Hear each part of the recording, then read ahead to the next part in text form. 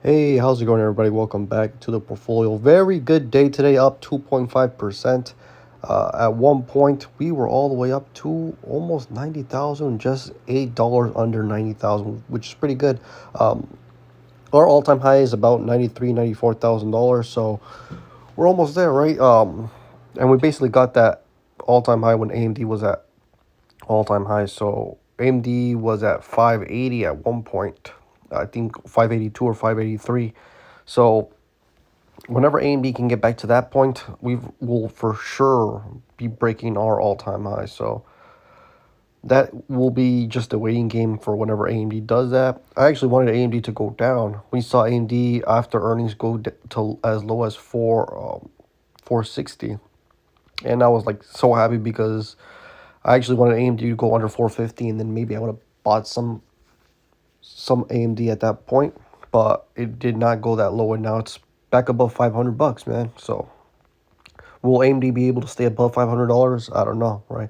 But the whole trade, right? The memory and semi trade, they're all going up. You see SanDisk up 7% yet again. I mean, this one was under $1,000 at one point, I think, and it's at 1,600 right now. So it's made quite a big swing back up. Will we see $2,000 again? I mean, if we keep this momentum up, we might see this in like a week or two. We might see 2,000 for SanDisk. Same thing with Micron. Micron getting close to $1,000 a share again. So another one that we may get close to 1,200, back to all time highs. So maybe this is the bounce that we needed for this trade. And of course, since you see these type of stocks going up, something else has to go down, and that is the SaaS related plays. Now, Salesforce, Palantir, you see those stocks down. Even Shopify. Shopify was at almost 160 the other day. So another one that's been doing pretty well. In terms of the portfolio, man, I'm pretty happy right now. Not really anything on my radar to buy. Everything's pretty elevated. If I go to my total percent change, I'm only down on two stocks. I'm down on Meta, and Meta, I want to see Meta under 550 before I buy anything. So I think at one point it went to 570 uh, last week.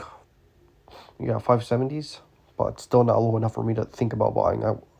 I think if they continue to spend and their revenue growth slows down, then we may see Meta go down to low 500. So I'm just waiting for that opportunity.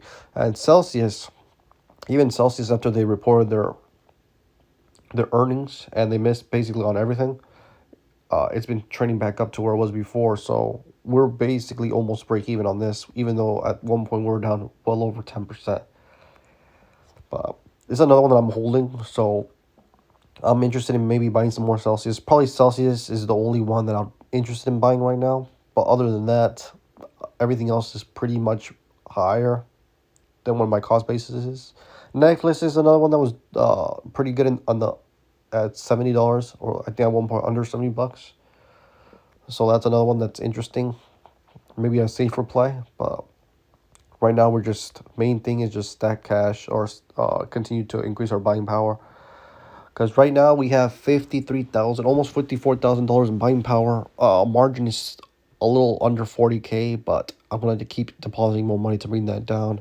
Don't want to really use our buying power unless I see some big correction. So that's why I'm not really going crazy on buying Celsius or Meta right now. I'm waiting for very good discounts if we do see a market drop. Because you already know, guys, everything's at all-time highs right now. The Nasdaq is pretty close to all-time highs, and I'm pretty sure the S&P 500 is at or near all-time highs. So I'm being cautious with my buying power. Don't want to get too margined out at all-time highs because, with the market, if any black swan just happens, the market's going to crash 15, 20, 25% pretty quick. So, but when that does happen and I do have that buying power available, even when I'm depositing $700 to $1,000 a week, which I will be depositing $700, 700 to maybe $1,000 on Tuesday, I'll probably deposit. So then the buying power will get close to 55K. So, or almost 56K. So we're going to just keep increasing our buying power. And the pool is probably going to stay above 80K as long as AMD doesn't drop too hard. But even if it does drop, like I said, that's something that I want to happen, right? So either way, I'm in a pretty good position right now. good position of power. I'm confident. I mean, eventually, I know that this year we will hit 100,000. It's just a matter of when.